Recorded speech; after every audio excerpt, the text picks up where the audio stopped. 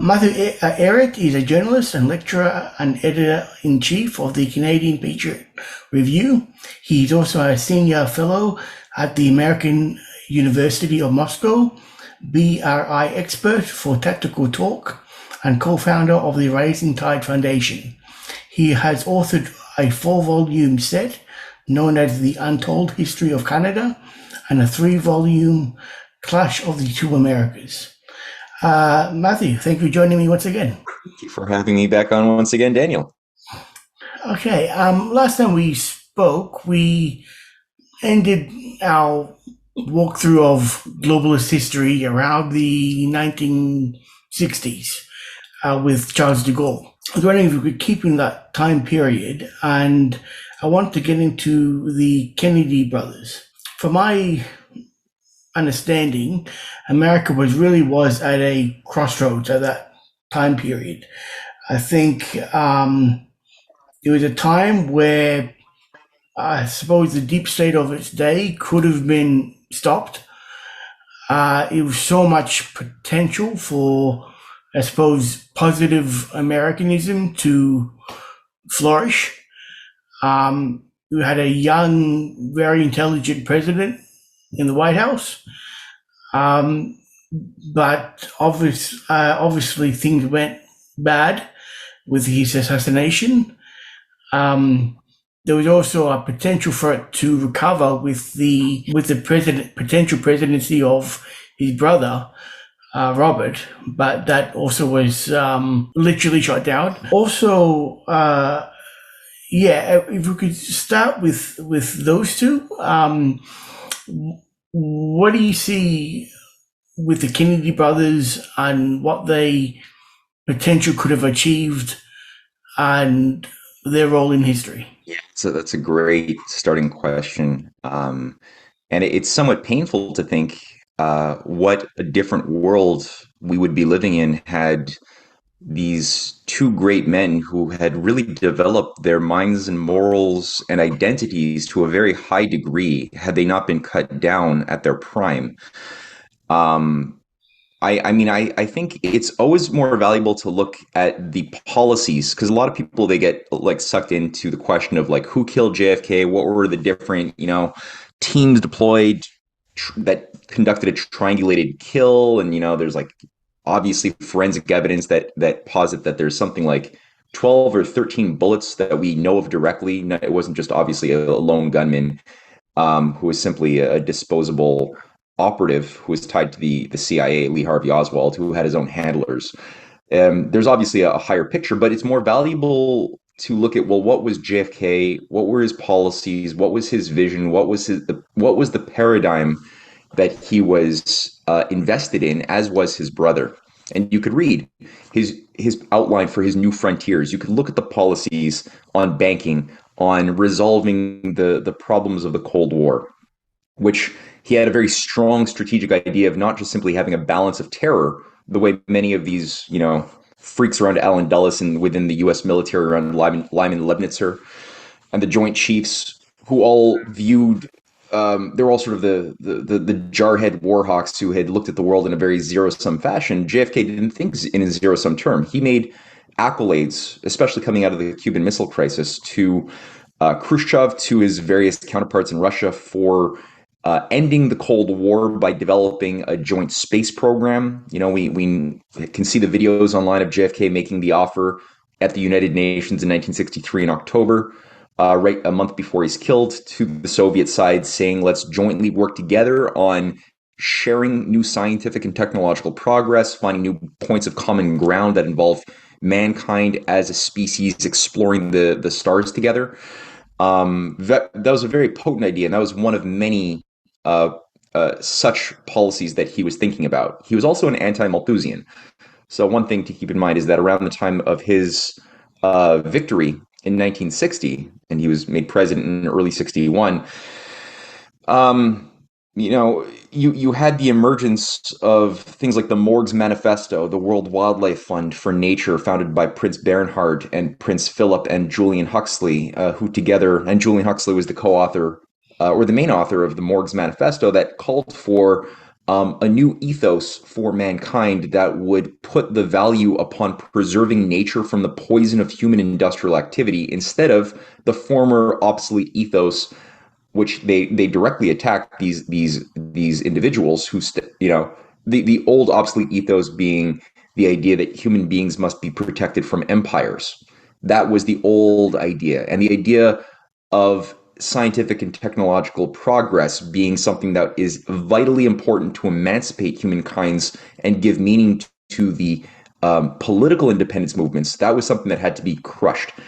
JFK didn't like that. He actually spoke directly against Malthus and made a point in several speeches that I've read, and I've cited several in my book series, that Malthus's theories were based upon his own limited creativity and the system of empire that Malthus himself was a devotee of. He worked obviously as an economist for the British East India Company's Hailbury College. So JFK had a very strong sensibilities, which is why when you look at his economic policies, both for domestically, for within America's borders, but also internationally, they were very anti-Malthusian. He was trying to utilize the nation's resources, which at the time still were very much based upon a pro-industrial outlook. That it took many more years for that to be taken down under the post 1970 period, which I think we're going to talk about later. And he mobilized the United States both for building some of the biggest dams, hydroelectric dams, the water diversion projects of the 1960s under his lead that were initiated are record breaking. The creation of new arable land from desert land of the California zone, which is, I mean, one of the biggest. The state of California alone has 39 million people. It's more than the total amount of people in Canada. And the reason why is because you had these types of programs, first begun by Franklin Roosevelt, like the Imperial Valley program that turned the Imperial Valley from desert into one of the primary food growing regions of the world. And JFK really revitalized this in a massive way. And standards of living increased, everything else. Now, he also was looking towards Kwame Nkrumah, a Pan-African leader of Ghana, who was very close friends, was actually, I think, the first foreign head of state to the White House, who JFK had met with and had helped build the Akosombo Dam on the Volta River, which today has a plaque dedicated to JFK. It was the biggest hydroelectric dam project in the world. This entire thing was opposed by the J.P. Morgan United Steel operations, which were always trying to undercut and undermine JFK's pro-development outlook, including in Africa. He had similar projects for his counterparts in Latin America, in Asia. So he was on a rampage, pushing for full spectrum economic development to former colonized peoples. Patrice Lumumba had been killed right before he entered, but JFK was very much looking forward to collaborating with Patrice Lumumba of Congo. And it really broke JFK's heart. I think it was 3 days before he was brought in as president that he found out that the CIA had killed Lumumba. He had counterparts with Gamal Nasser as well of Egypt, who had a very similar anti-imperial spirit. So it wasn't just him. There was a whole network of anti-Malthusian statesmen who were willing to give their lives in opposition to this death cult emerging around what it was that Julian, Huxley, Prince Bernhard, Prince Philip had put online. Which, keep in mind, these creatures who were in opposition to JFK's outlook were themselves eugenicists, devotees of Thomas Malthus. They were themselves supporters, in the case of Prince Bernhard, very openly and directly, the rise of Hitler in the 1930s. He was a member of, I don't know if he was a member of Hitler's SS, but he was certainly a high-level Nazi official, Prince Bernhard, before he ended up organizing the creation of the Bilderberger groups in 1954. So all of these characters are anti-humanists representing the inner echelons of the old nobility, the old bloodlines of Europe, who are all trying to bring about a new ethic for humankind. So it took the dead bodies of JFK, his brother. When you read Bobby Kennedy's, who at the time was district attorney of the United States under his brother, after John F. Kennedy was killed, he found himself increasingly as a solo operator, and he left to rejoin the Senate at a certain point when it became too unmanageable under the conditions that were being put into motion by Lyndon Johnson, who had said that he was at his last interview on his ranch, he had said that he believed that the rifles, plural, that had killed JFK were always pointed to the back of his neck at all times. So he was kind of like a president and hostage in a sense, who didn't really do very much good. We know that JFK also would have ended the Vietnam War debacle, the quagmire. He had taken the advice of people like Eisenhower and de Gaulle, who had given him strong advice, which he followed through on, and had a bill in that he had introduced, an SSM. I forget which number it is, to basically start extracting U.S. Advisors from Vietnam with a full withdrawal of all troops and all advisors within the year.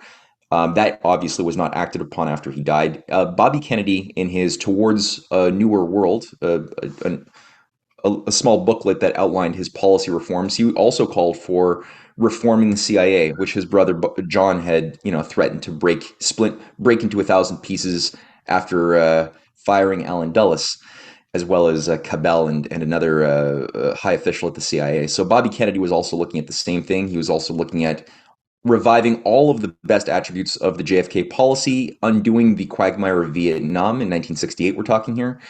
And he certainly would have won. He would have been victorious. There was no real resistance in the Democratic candidate, in any other Democratic candidate.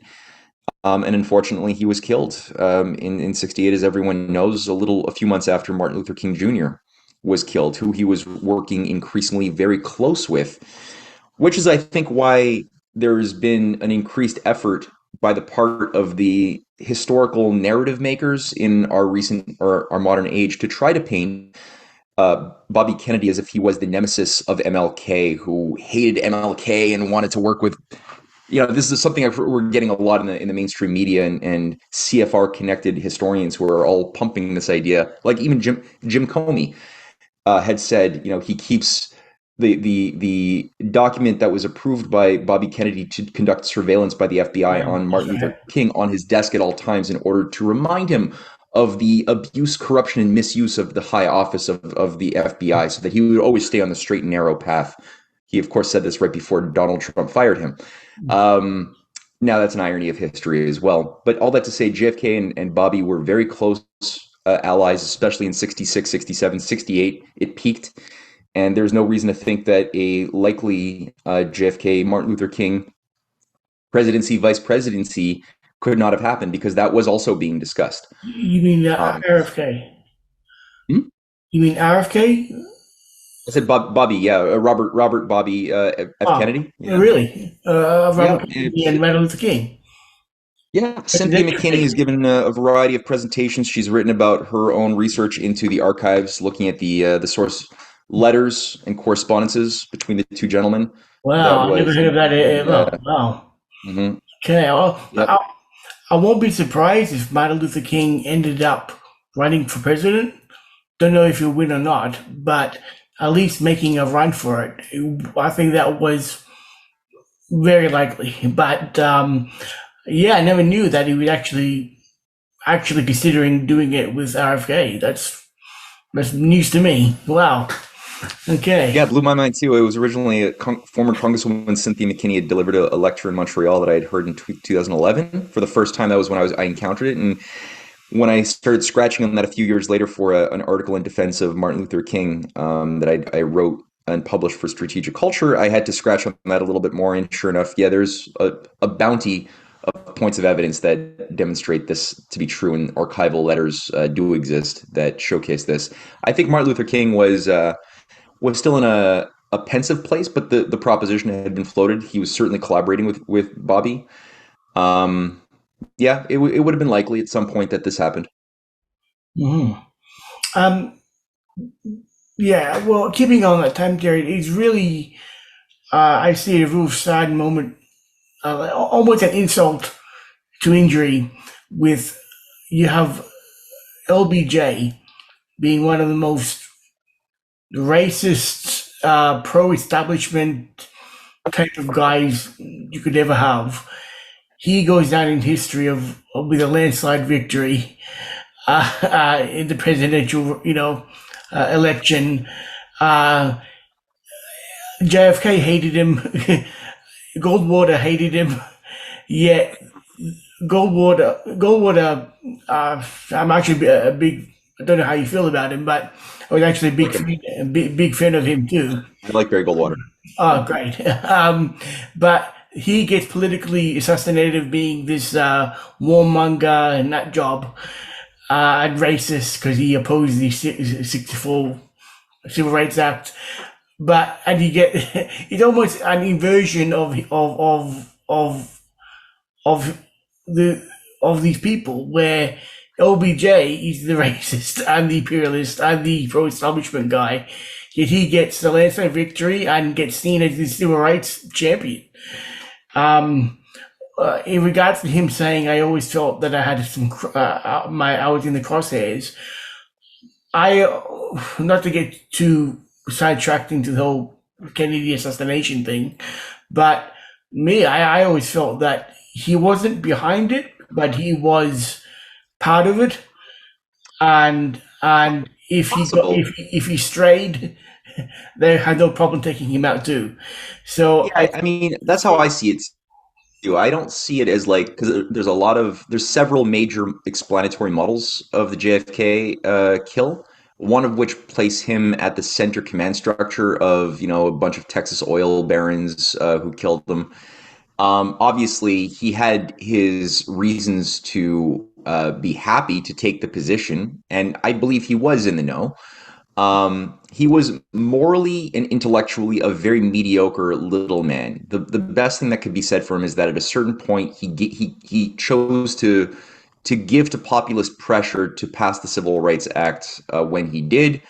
That's probably the best thing that could be said about him. And he didn't completely cancel NASA, although he did begin the process of gutting NASA. It peaked, the funding for NASA peaked in 1965, and it went down and down and down every year since. So he was again too morally small and too intellectually mediocre to be at the center command of anything. I think he knew where his handlers would feed him, and he was willing to go along to a very high degree mm, with his commands. But yeah, he didn't plan anything. He was a little puppet shill the whole time.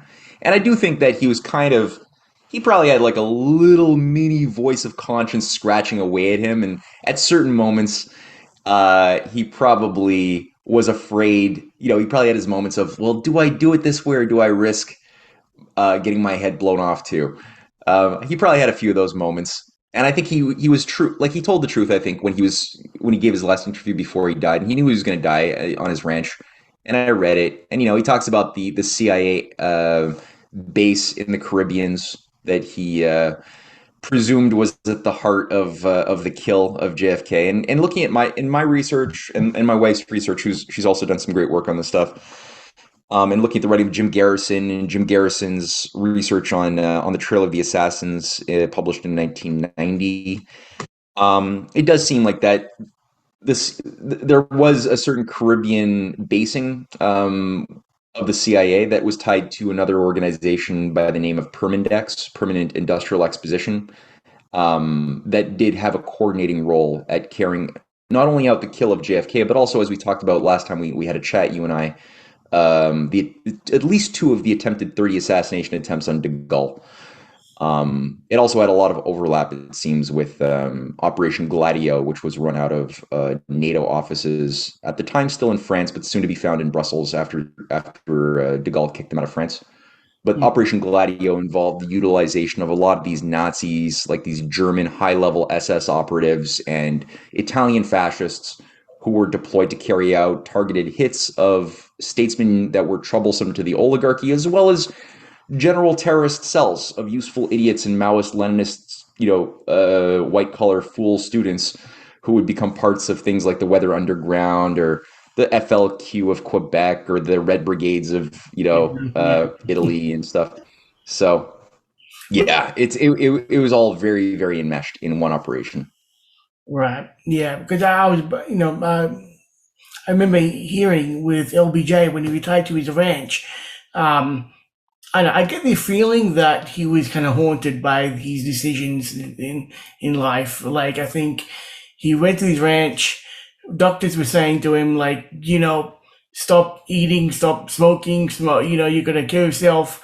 And I think he kind of went on a self-destructive way where he ate even more and drank even more, and he grew his hair out, and he just didn't care anymore. And I think he was haunted by conscience, and I think yeah, ultimately probably committed suicide in that sense. Like his lifestyle choices indicate to yeah. me that he wanted out.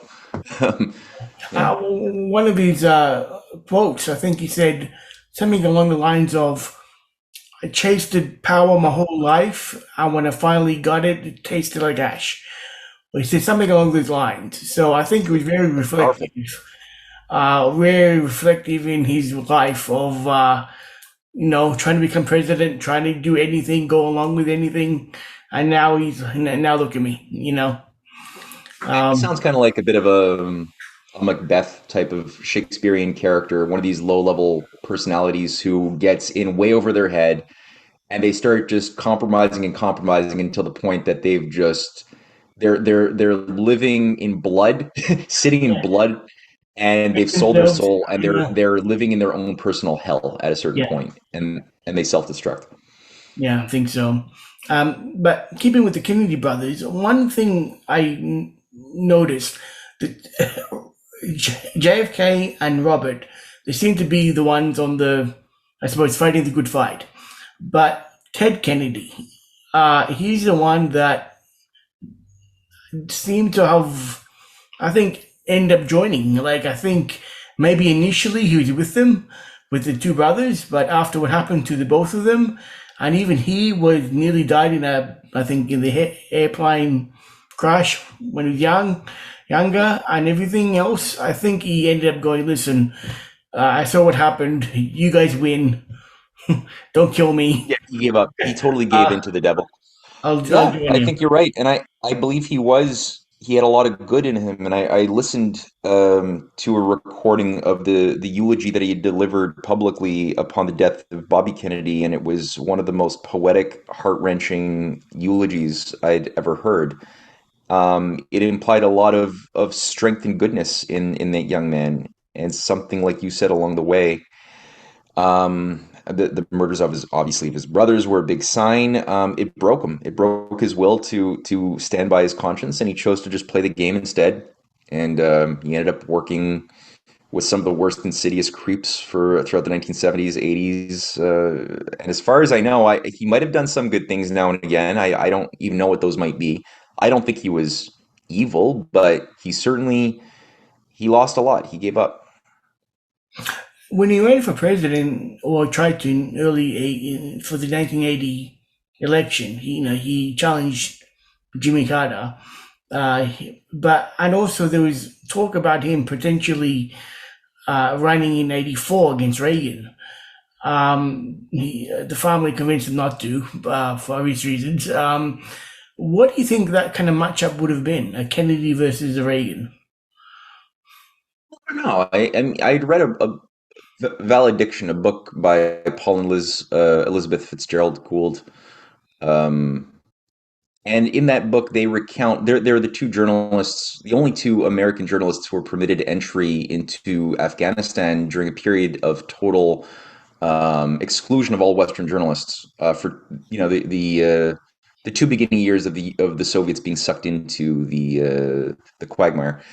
Anyway, they had a lot of very interesting connections in the late 70s and early 80s, and one of those connections involved somebody who I believe was the chief of staff of Ted Kennedy, who they had met with, and that was right at the lead up of the 1980 election. And he had made a pledge that upon Ted Kennedy's victory, he would immediately open the books to the actual government-sponsored murder of his brothers, and he had targeted J. Edgar Hoover explicitly in this program, and they had this recounted to them by this chief of staff, and unfortunately, about a week, 7 days to the day after this conversation that they were privy to, one of this chief of staff, whose name is escaping me, he was a teacher, and one of his students, for some reason, just decided that particular day to walk into his office and shoot the guy to blow his face off, which he did, and this chief of staff died. And the student just sort of put his gun down, sat on the teacher's desk or the chief of staff's desk, and just waited for the cops to come and arrest him. He was sort of like in a bit of a trance-like state, apparently, as far as the cops had described his state of mind. Mhm. That undoubtedly was a message again communicated, I'm sure, to Ted Kennedy, which he took to heart and didn't really bring it up again. So as far as your question is concerned, I don't know. I mean, definitely would have been better than a George Bush Senior presidency, which could have happened in 1980, almost did. And Mhm. George Bush Senior had been on, trilateral commission, neo-Malthusian, Director of American CIA aristocratic freak. and Yeah, yeah. he ran the CIA, and he was implicated in the JFK murder. Mhm. If I mean he was vying for the presidency, and I think in that sense Reagan, it was best that Reagan, between at least the two of them, had won, because Reagan, for all of his problems, was at the very least, I mean, he was dancing with senility, but he was at the very least a devout anti-Malthusian as well. He despised Malthus. He didn't believe in overpopulation, and he did believe in general in the concept of technological and economic progress. However, because he was a devotee conditioned by the Austrian school sort of free marketeer logic, which became Reaganomics deregulation, um, he was incredibly stupid and highly. He had no problem delegating authority to take policy action to very, very bad people who flattered him. That was another big Achilles heel. But I think overall he had good qualities that a lot of alternative media analysts overlook as well, which didn't fit with the broader New World Order agenda, which is, I think, why there was the effort to kill him in 1981 when Reagan, got the bullet that almost like hit his, I mean, took out his lung. We're jumping ahead. Are we going to get to Reagan? But Oh, sure. since we're talking about him, with Reagan, I thought about him a lot, and I really see him as coming cut from the same cloth as you were talking about as the Kennedys. I really thought he was a anti-deep state type of guy. And if you really want to see the real Reagan, what he really thought, I would say look at his 1976 run and him during the primaries of the 1980. If you look at him, he was like Goldwater. He was openly talking about the Trilateral Commission, openly talking about basically anti-New Order type of stuff.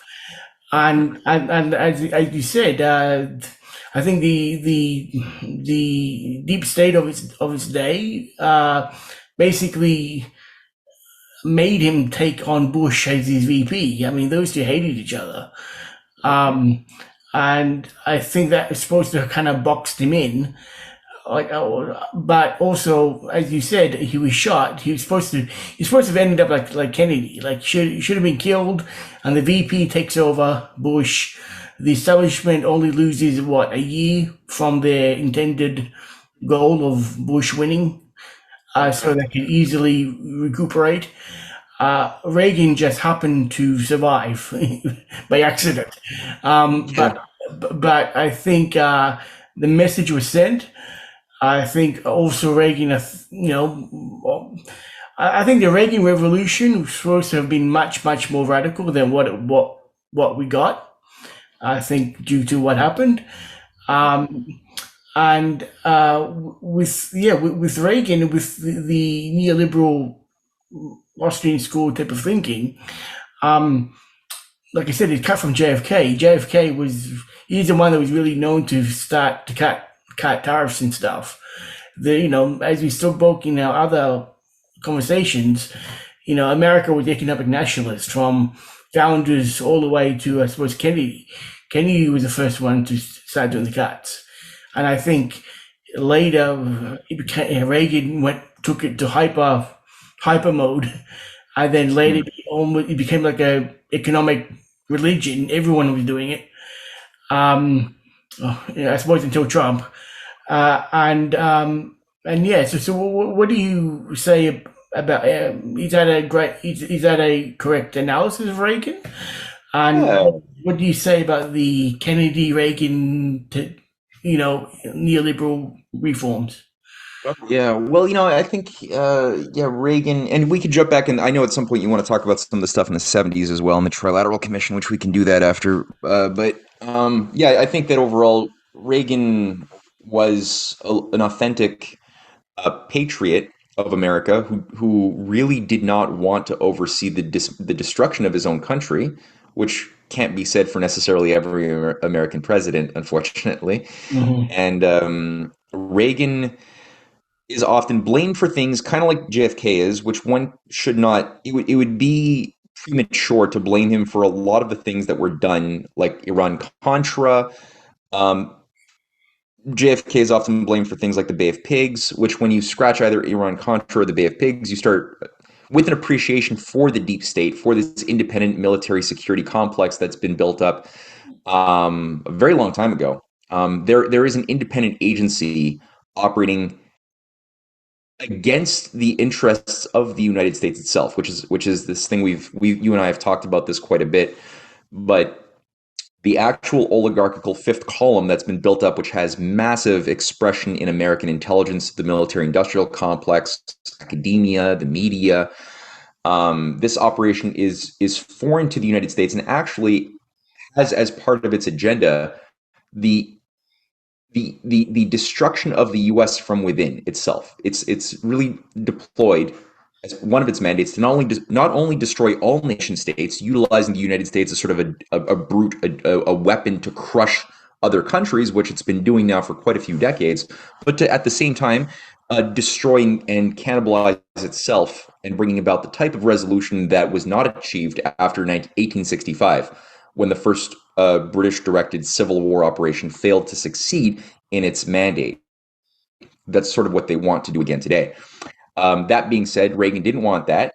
He also had a program which was similar in spirit to that of JFK's by bringing in a foreign policy outlook with Indira Gandhi, with Lopez Portillo, the presidents of Mexico and of India, who all saw an alliance of development as something that Reagan wanted to help with. And he met with these leaders on several occasions and advanced policies that would have provided American investment to the real economy, hydroelectric dam building, real infrastructure for India, for Mexico, for many other countries. Unfortunately, like I said, Portillo, well, Reagan was shot. He had really bad advisors. Um, Portillo was ousted in 1982 after he really carried out, he basically laid down the gauntlet at the United Nations and called for a new economic architecture. He was ousted. Mexico was punished for 30 consecutive years for his having defied the oligarchy. Indira Gandhi and her son Rajiv were both assassinated not long thereafter. So a lot of these positive things did not go through.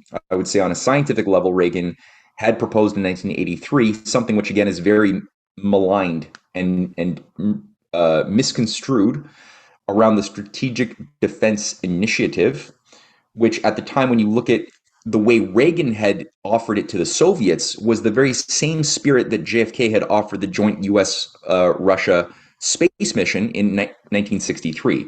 So 20 years later, Reagan goes and offers, in the spirit of JFK, the idea of the US and the Russians co developing and co managing a joint system that would render any type of nuclear launch strategically unviable by the introduction of new fusion-based plasma lasers, new type of laser technologies that would involve both space and ground-based capability, which could then, just zap and destroy, deactivate any type of nuclear warhead launched at any point in the world.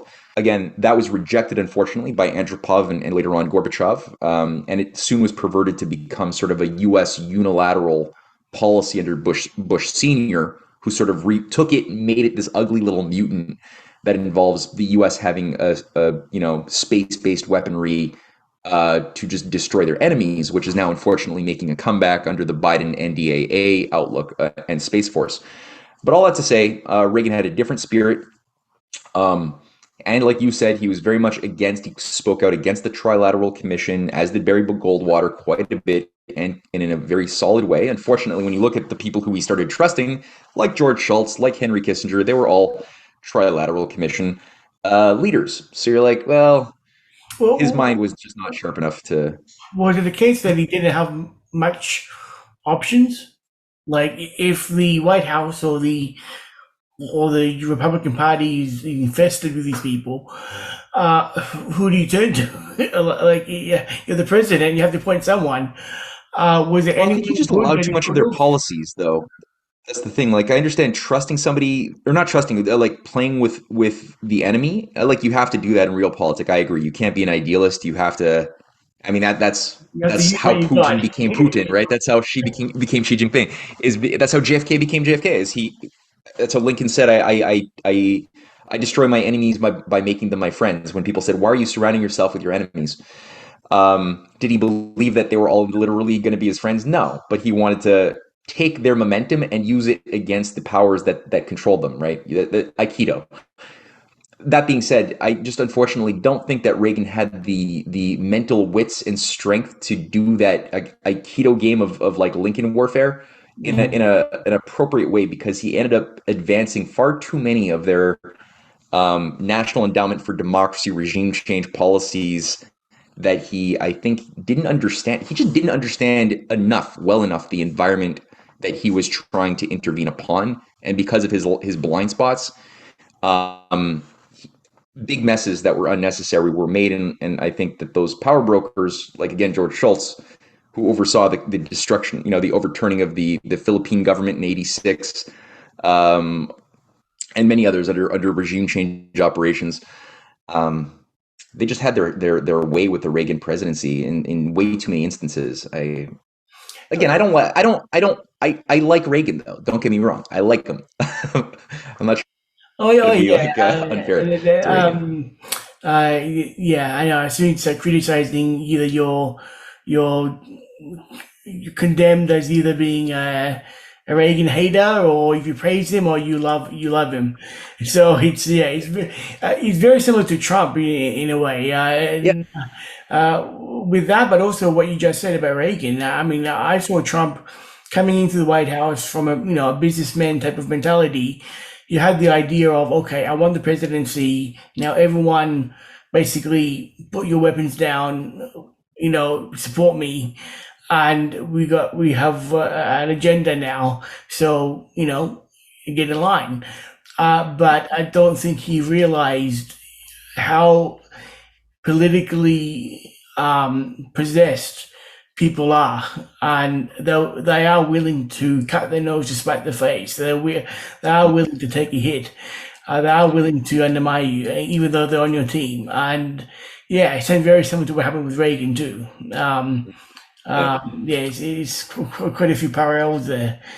Um, but okay, jumping back now to the 70s. Mhm. Um, with moving on to Nixon, he's another personality which I find very interesting. I've rethought Nixon. I mean, I was brought up with the typical idea of Watergate and how bad he is, and corrupt and all that stuff. But as I said, I've been rethinking him, and I look back on his career and his life. I mean, he really was like, I suppose, the American dream come true. I mean, he came from abject poverty all the way to the White House, and he was highly, had his wits, and he was very highly intelligent.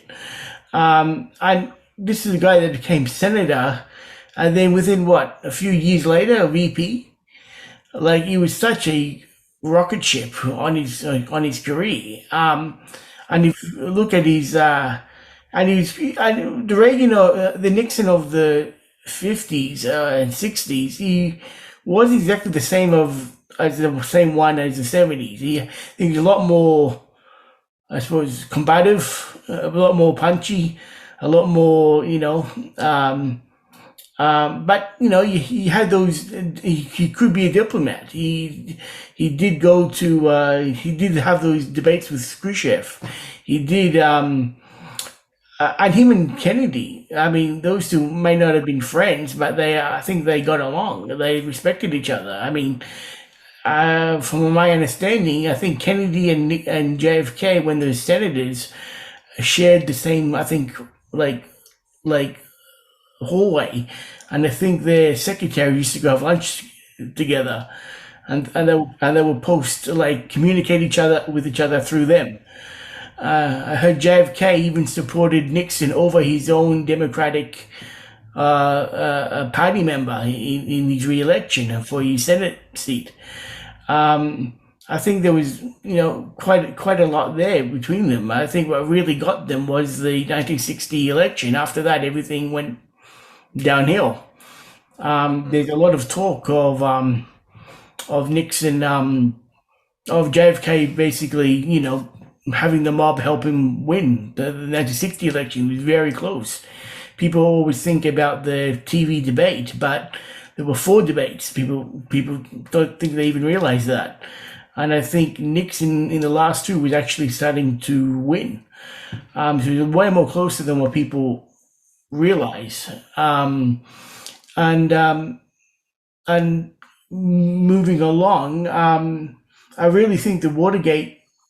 I think the deep state physically killed JFK, but I think people still believed in America at the time, and I think they really did. I suppose kill it spiritually in their belief with Watergate. I think the same people who was behind Watergate killed JFK.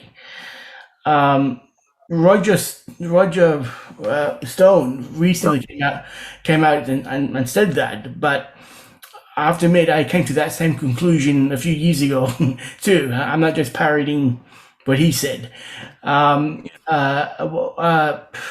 know Roger Stone. You have to take him with a great salt, but even in my own independent research and thinking, it does make sense. Uh, what's your opinion of Nixon? Do you think he was character assassinated throughout history because he was a threat to the establishment in his own way? Yeah, I used to have a very much more populist, one-dimensional assessment of Nixon as a complete tool. That concept has changed in recent years, and I am now much more inclined to think of him in a more nuanced manner. And I do believe, looking at some of the things he was doing, I think he much like Reagan, um, did he was an anti-Malthusian. He didn't want to oversee the destruction of his own country. He didn't want those things. This is, I think, he did, after all, finally end the war in Vietnam. That's a big deal.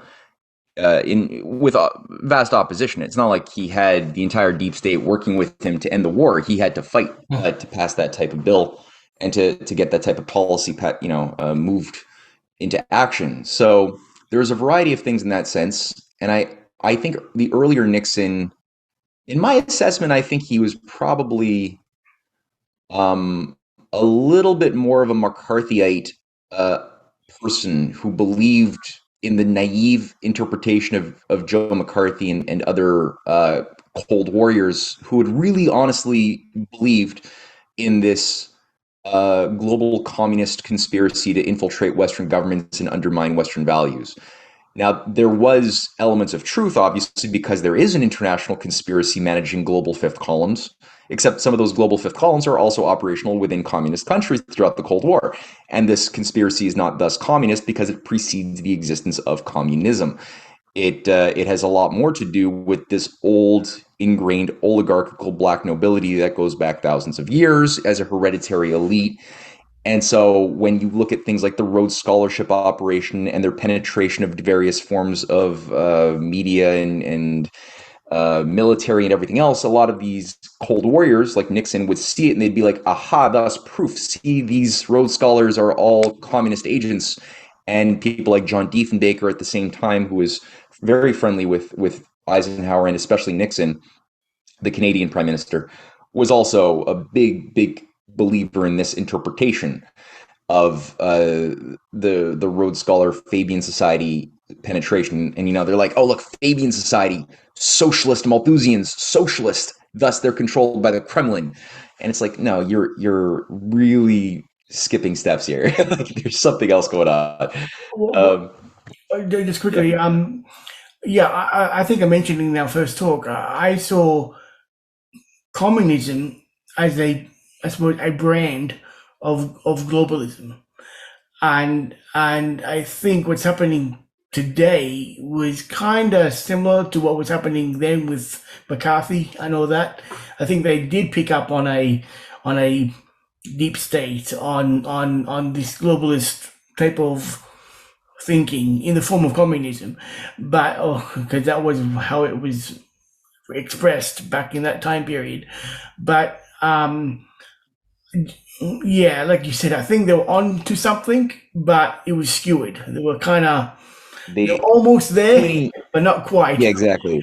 Yeah, and That's the that. most frustrating Yeah, thing. That's exactly. the most sad, frustrating thing about it. I mean, Joe McCarthy, I think he's poor guy. He's whole he was another one that was character assassinated, and he wasn't completely wrong.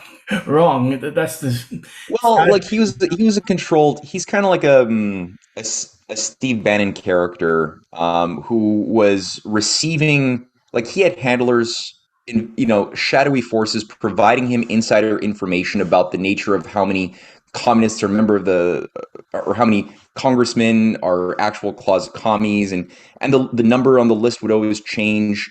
So he was a really good demagogue. He had a certain way about him and a certain fiery fervor.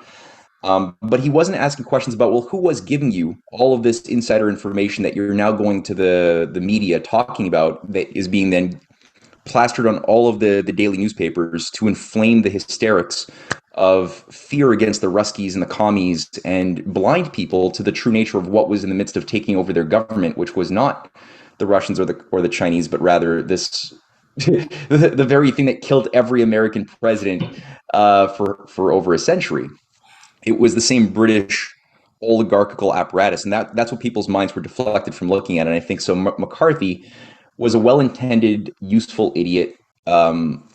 And yeah, like you said, they picked up on this conspiracy. They didn't understand it, and it's the same thing that's being deployed around Steve Bannon in the war room today, where there's true information about the conspiracy mixed in with all sorts of misinfo, psyops, re-narrative framing, and it just takes people who are ready to just believe anybody who speaks with authority and seems to be a fighter or resistance against tyranny, and just they want to follow that person, which becomes again a useful demagogue operation. So that's how Robespierre worked too, and the old, first generation color revolutionaries of the French Revolution, which were again on the payroll, Danton, Marat, they were utilizing similar, they were themselves used. They were willing to go to jail. In the case of Robespierre, he actually lost his own head. They're willing to die for their principles. So it's not like they were self-aware that they were being agents, but they were just jelly-minded and had a certain, like, ability to wax eloquent and work a mob, and they ended up undermining their own country, in behalf of their country's enemies in the British Foreign Office. So all that to say, I think Nixon probably wisened up by the time he was president. I think he had a better grasp and handle on things, and I could see that from the way he was able to interface with his Russian counterparts, which is a little bit more wise than the younger Nixon. Mhm. But I don't know. Like I said, my concept of everything is going through a bit of a positive revolution, and I do think Roger Stone is correct. There are direct connections from those operatives who killed JFK. I'm forgetting some of their names all of a sudden, but who were directly on the team in Watergate that sabotaged so much of what, of the Nixon presidency, and also made Kissinger a de facto president for a few months too. We forget that Kissinger basically ran the U.S. government directly as Secretary of State, third in command, during that whole fiasco. That was during a period that Kissinger oversaw the creation of the oil shocks, which was essentially a big hoax to infuse a sense of scarcity, which never even existed. That there was, like, only, a limited amount of oil in the world, that we didn't have enough resources to support our people, and it was a shock therapy on the whole generation of younger people, 20, 30-year-olds at the time, who were led to believe, okay, I thought I lived in an age of abundance, but in fact, I guess I don't. And it created the petrodollar, which was a new tool of economic warfare, for the next 50 years or more. So, I suppose the yeah. petrodollar and also the idea of this modern day brand of environmentalism too. And like you said, the Malthusian ideas of not enough resources. So I suppose they all manage to get steeped into the psyche of people Mhm. by doing that. Right, But exactly, and it's rarely one thing. Like when you look at oligarchical operations, like geopolitical operations, are rarely done with just like one kinetic effect in mind. There's always you have to think in terms of dynamics, like you just said. There was a multitude of different nonlinear consequences to the oil shocks, which involved, yeah, like you said, the amplification of the post-industrial mindset of the young new generation of people who went through the 68, summer of love, the earth worshipping Gaia revival that was happening in 68, 69. The sex, drugs, counterculture that was like all part of a program led by the CIA, by MK Ultra, which was designed to de-pattern the minds of an entire generation utilizing drugs, shock therapy, the assassination of their heroes, insane wars that had no reason to happen. So they were trauma, yeah, de-patterned in order to be reconstructed under a new guiding behaviorist management that wanted a post-truth, post-modern new type of society that had no connection to their deep history or traditions or religion, which is really what this whole thing's all about at the end of the day. but yeah. I mean, with the so-called hippie movement, people, have almost like a Disney idea in the head about the hippies and how fun and free loving and all that stuff. But I always saw an undercurrent of this nastiness there. And I always said, the golden geckos of of the 1980s of greed is good, that type of mentality. I mean, the children of the 60s and 70s grew up to be the adults in the 80s.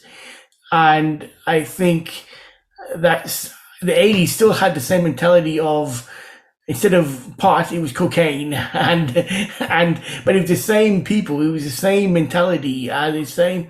But yeah, I really looking back on that time period, I really think you like you were saying, almost like some sort of mass experiment, a mass psyop going on with the American people or everywhere really, and yeah, that's the.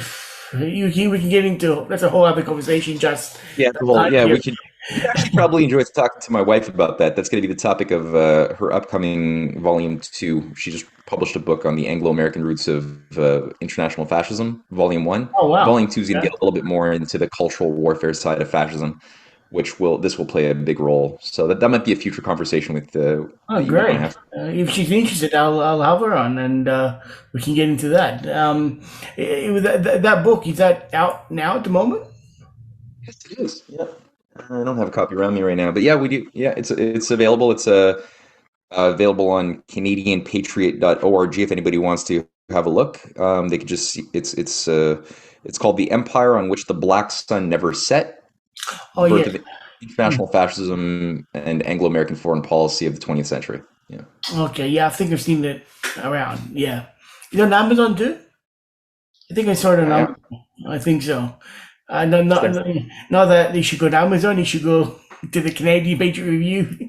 Honestly, I'll Buy be it. straightforward. It's self-published on Amazon. It's All print on right. demand, so So either even if way. they buy it from me, it's gonna come from Amazon. I'm sorry. Okay. You're a realist. I agree. They make it so damn convenient.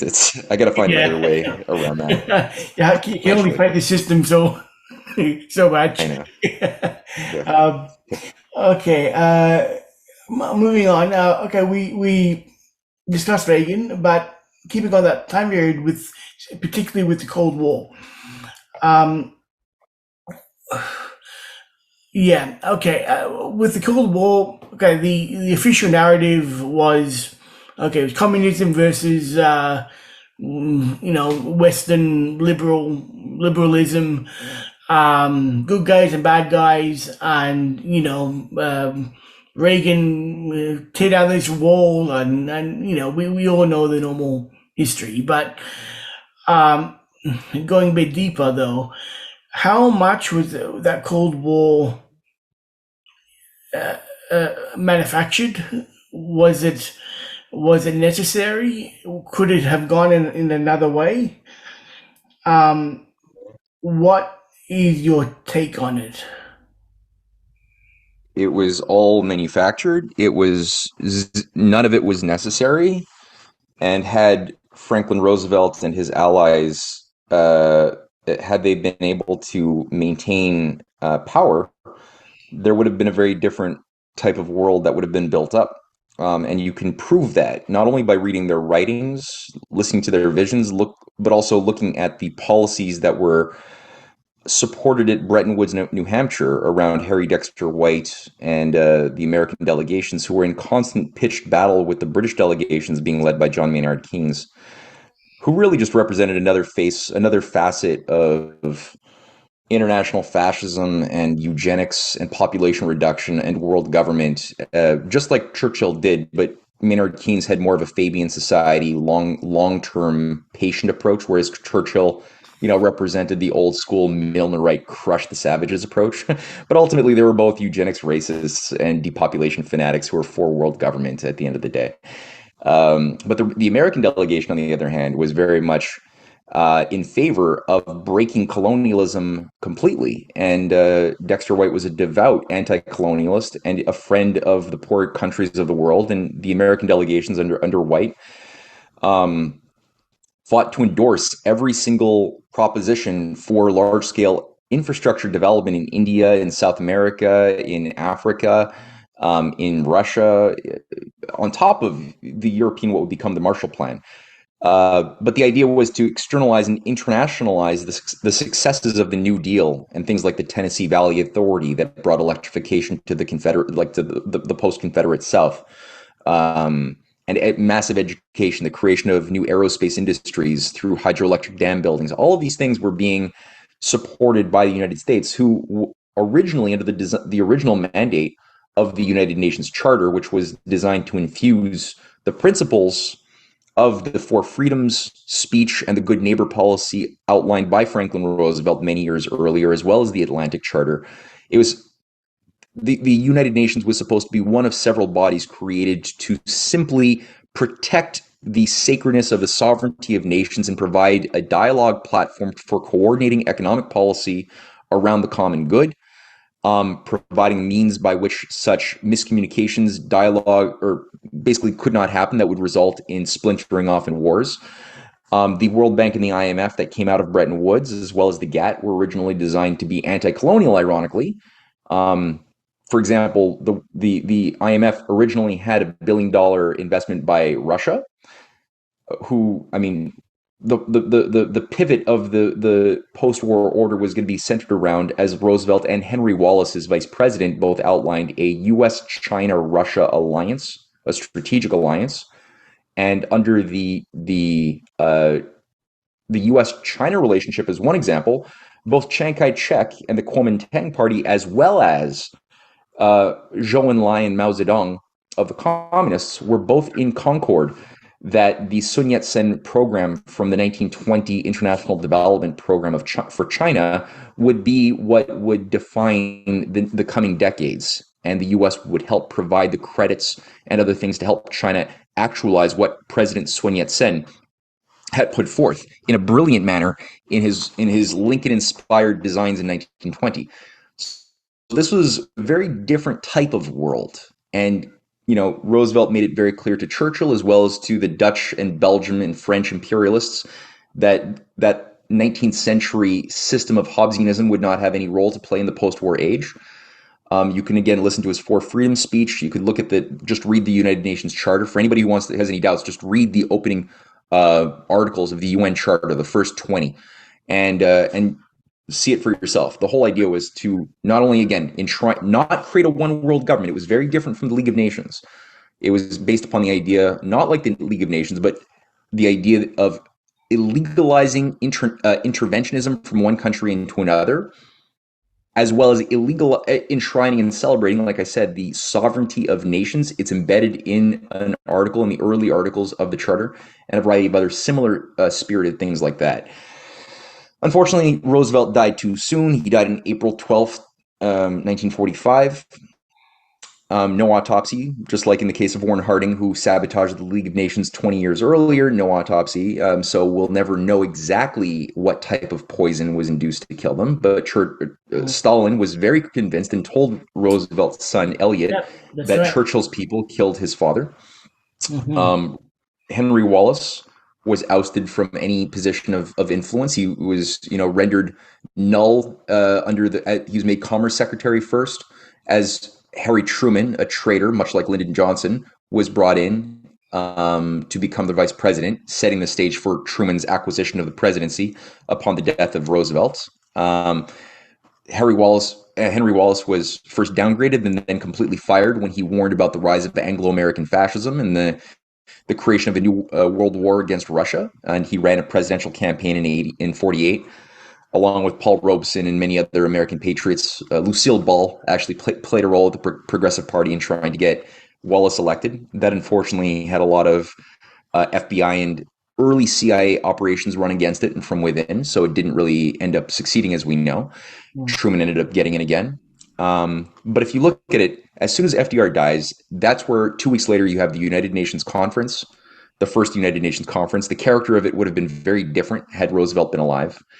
You had very quickly, by September, the destruction of the OSS, which, though it had traitors within it, like Allen Dulles, it also had a lot of very strong patriots who understood the nature of this oligarchical operation, and they were all purged. They were labeled red commies because obviously they were also friendly with Russia, with China, so they obviously must be commies to be destroyed. They lost all of their security Pinko, clearances. Pinko, Huh?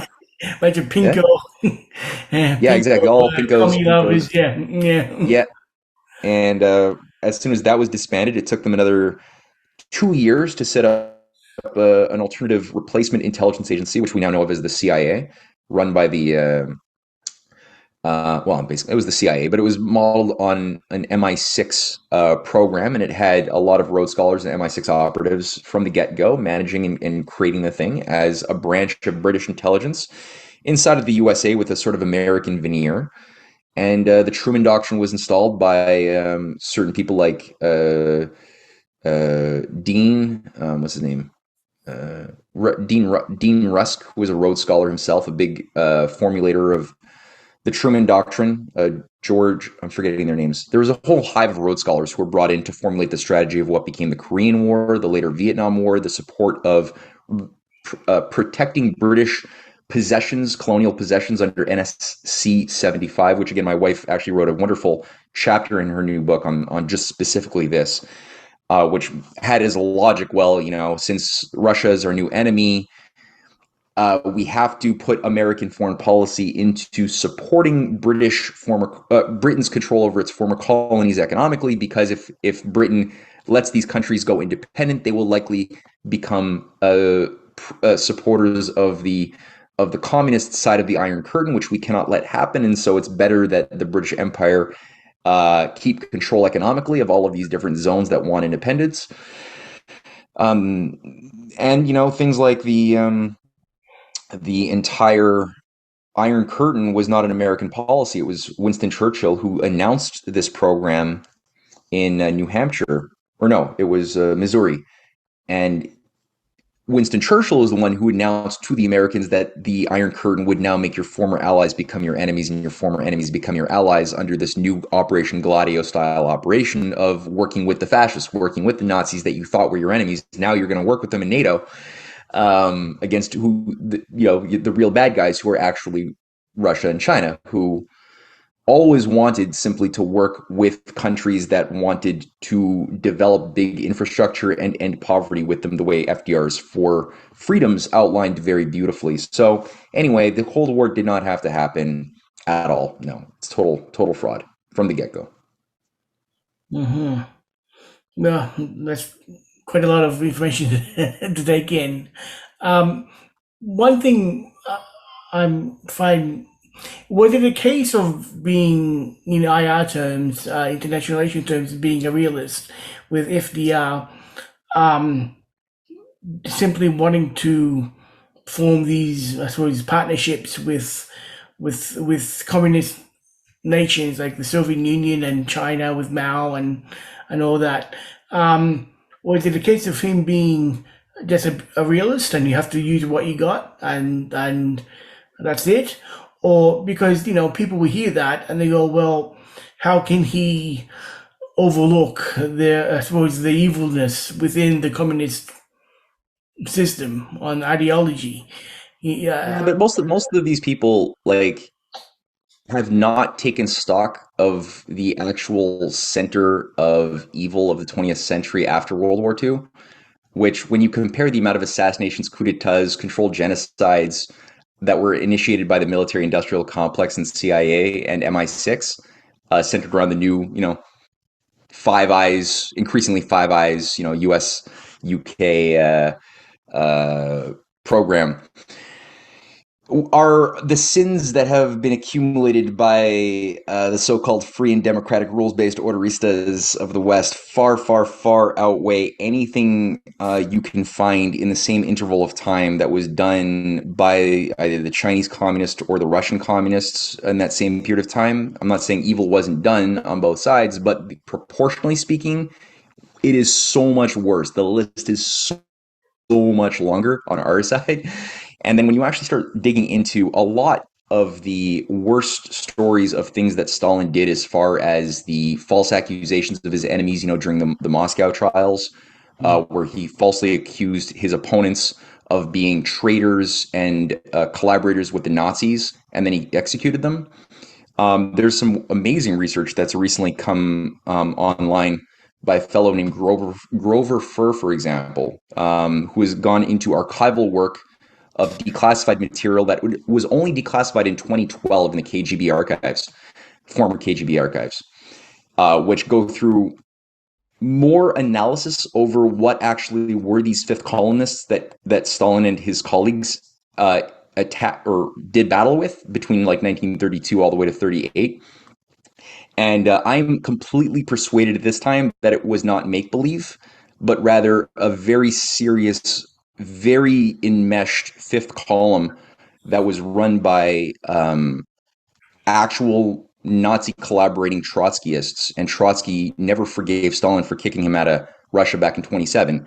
Trotsky was always supposed to be the golden boy operative installed in power in Russia as a free market dictator, kind of like a Pinochet style. Like if you want to know Trotsky, what they intended for him in the 20s with his new economic policy when he was brought in, and that's when he brought in Arm& Hammer, the international speculators, the Jacob Schiffs, the Max Warburgs were all brought in. They made tons of money buying up Russia in the 20s.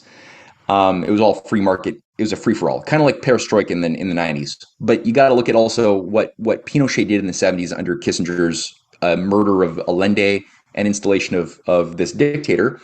It was all done for free markets. So Pinochet immediately privatized, free marketized everything in the early 70s. Like that's isn't that the opposite of what you think a military dictator, a junto should do? And it's Yeah. like, no, it makes total sense. That's exactly it. Because the people would never, if given they would never give their popular consent to have their nation taken over by a bunch of private supranational corporate interests who want to kill them. But that's what Trotsky was doing. That was the battle in the 20s. Unfortunately, there was it was much more than Trotsky. And there was, again, penetration into the academia, military, into the government. And so just like FDR had to go to war with this fifth column inside of America that tried killing Roosevelt in February of 33. It tried running the bankers' coup with Smedley Butler in 34. He understood, just like him and Stalin saw eye to eye. They both knew that they were just avoiding being murdered on many occasions by the same branches or different branches of the exact same deep state enshrined in both countries. And they both had different techniques of approaching and trying to do battle with this thing. Now, Stalin made a point because when Trotsky was kicked out by Stalin in 27, he also kicked out Arm& Hammer. Arm& Hammer is like the proto George Soros. Arm& Hammer is also the guy who George Bush Sr. named. That's why he called it the what do you call it? The Operation Hammer in 1991 in the former Soviet Union. It was in Uh-huh. honor of Arm& Hammer. to Right. right, What a what was Arm? symbolic shot. But that was the shock doctrine, perestroika. It was all Operation Hammer. It was doing what Hammer was deployed to do, but it failed back in the 20s. And so, Hmm.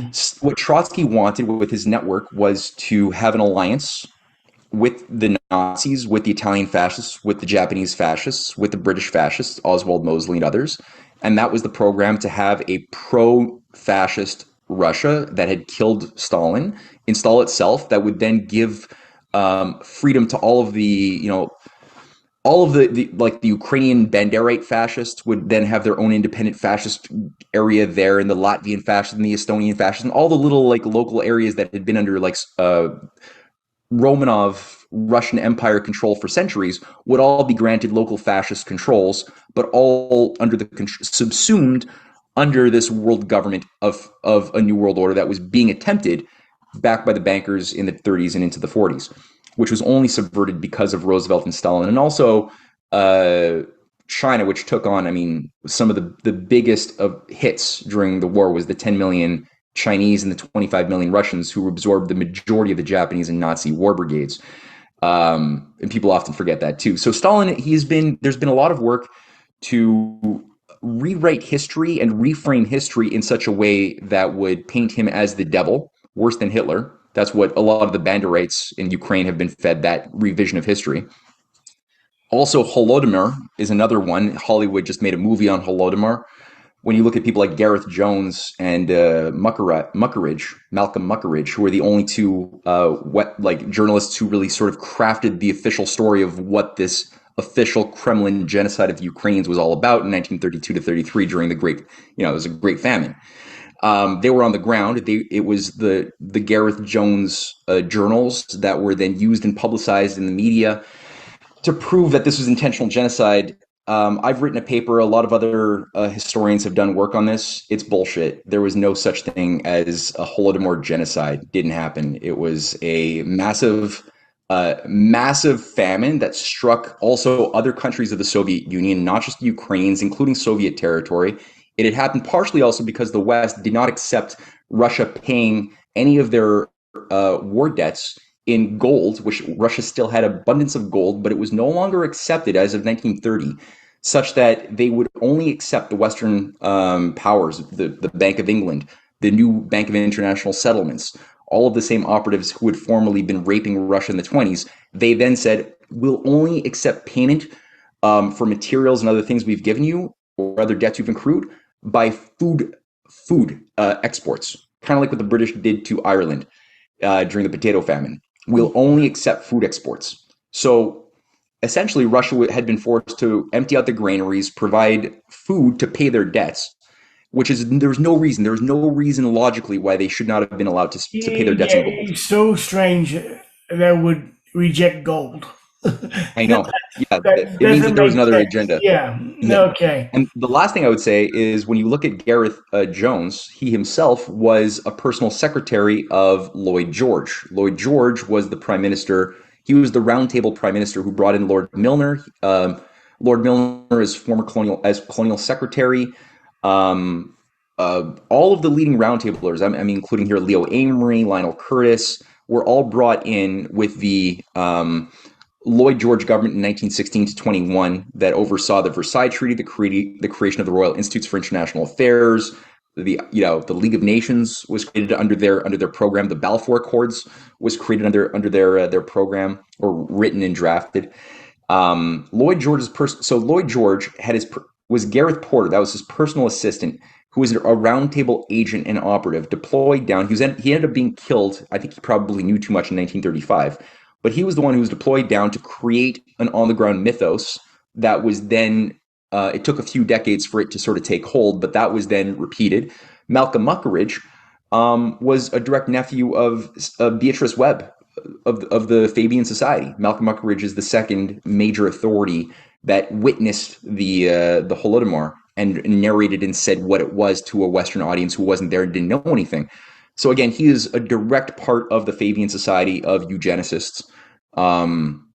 This whole like think tank. So again, Holodomor itself which is the other big reason why Hitler. See, they got me. What I just did there. Stalin is disdained by a Western audience is because of his committing genocide to Ukrainians, his killing of innocent opponents during the Moscow trials, and again in those two cases, um, all I'm seeing is evidence that it was that those were true things. And the last thing was the de-Stalinization campaigns of the starting in 1956, the moment Stalin was dead, was a big deal. And so Khrushchev and what he did, he was likely a closet Trotskyist. In all fairness, all evidence points to that fact that I've seen. At the very least, he was certainly a supporter of cybernetics, which was something that the Trotskyists were also bringing in. That's a whole other story unto itself. But he basically rehabilitated a lot of the Trotskyists who had been labeled as Nazi collaborators. He basically was the one to do that, and he started all of a sudden saying all of these things about all the evil Stalin did. Now, nobody actually had any evidence. They were just relying on this man's particular opinion and certain people around him who were all repeating the same thing. But was any of that actually true? It seems not. It seems like he welcomed in Bertrand Russell. He welcomed in the entire Malthusian crowd that became highly operational within the Russian foreign policy bureaucracy. He brought in cybernetics as the command structure, the science of controls in 1960 in his Politburo speech of 1960, which, by the way, was illegalized under Stalin. So Stalin had legalized cybernetics as a bourgeoisie corrupting science that automated the individual and didn't recognize the soul. Stalin was he was a follower of classical culture. He believed in Pushkin. He believed in the actual defense of the ancient, like the actual substance of classical civilization, which is not what the Trotskyists or Khrushchev believed in at all. They wanted to sort of cut off classical civilization and create a new automated man. So there's a lot of nuance, you know. We've written about a lot of that, my wife and I. A lot of other things, like I said, have been written by people like Grover Furr, who anybody just Google Grover Furr's research, buy a few of his books, read through his arguments and the evidence he's presenting. It's pretty solid. Okay. Yeah. Yeah, that's yeah. You don't hear too much of this interpretation of Stalin, Oh of him no, you're not allowed. almost secretly being a good guy. With having said that, if we could play a little bit of alternative history, if Trotsky got in, not Stalin, back when Lenin died, what type of Soviet Union would we have? We would have It would be a have a no. It would be a Mussolini, we would have a Hitler, or would yeah. history go another way? Well, yeah, it would be it would be a lot like what would have happened to the Soviet or to Russia had Putin not come in and had Yeltsin continued. Just continue that process, that trajectory of what Yeltsin was overseeing as far as the dismantling of Russia as a viable nation state and even civilization state. It would have probably what Zbigniew Brzezinski outlined as far as Brzezinski's 1997 vision for a balkanized Russia into, there's like 89 different ethnic groups in Russia, right? And Zbigniew and his colleagues wanted to give each one of these ethnic groups their own country, their own territory, and really inflame local myths, local blood and soil ideologies around creating, I think it was something like 12 federations under the control of the IMF and the London Wall Street banking axis. None of them would have been strong enough to economically stand on their own 2 feet, have coordinated action to resist any type of policy of depopulation. They had a very similar policy that they designed for China as well in the 80s, which was supposed to carve up China into, we see it today with the Bannon groups who are promoting different maps of China that involve, a carved up China with like a greater Mongolian area, Xinjiang being its own country, or they call it or as they call it, East Turkestan.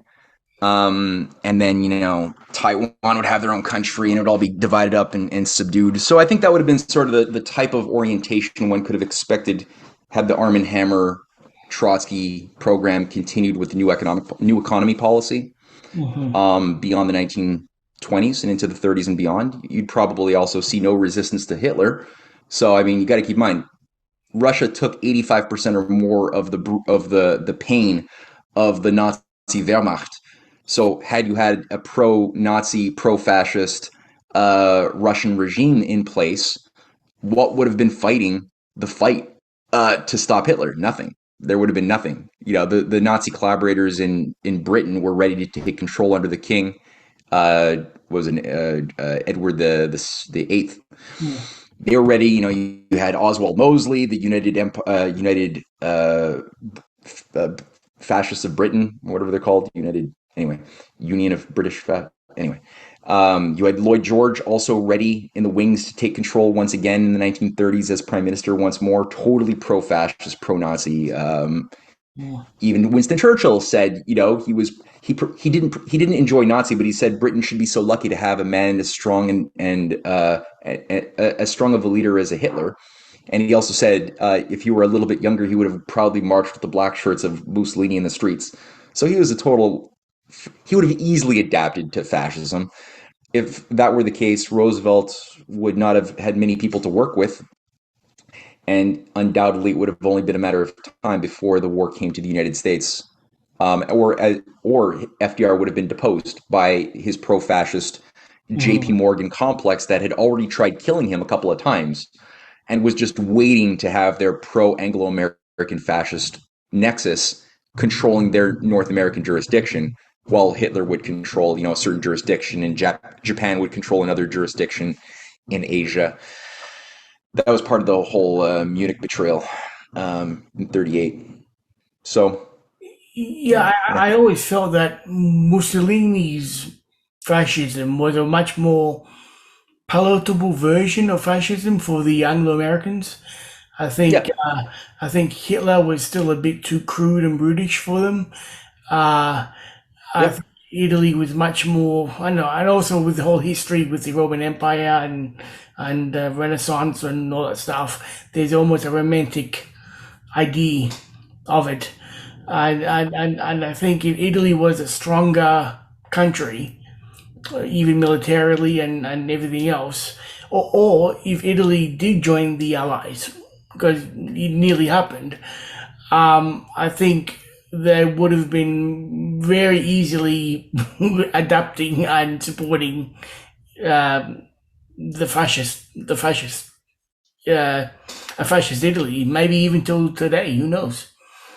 for sure. I mean, look, no doubt, the oligarchy preferred by far the Italian brand of fascism. Um, because the Italian brand was much more inclined towards the sort of pan-Europeanism that was then being promoted by people like Count Coudenhove Kalergi, who had a lot of allies, both with Mussolini directly, who supported this general mode of organizing society around these fascist regional blocks, as a stepping stone ultimately towards broader world government, but that would be down the line because part of the program with this grouping that emerged, that started circulating the pan Europa thinking. And Kjell was also a member. Kjell was much more, as Hitler's banker, was much more in alignment with the Mussolini brand of fascism.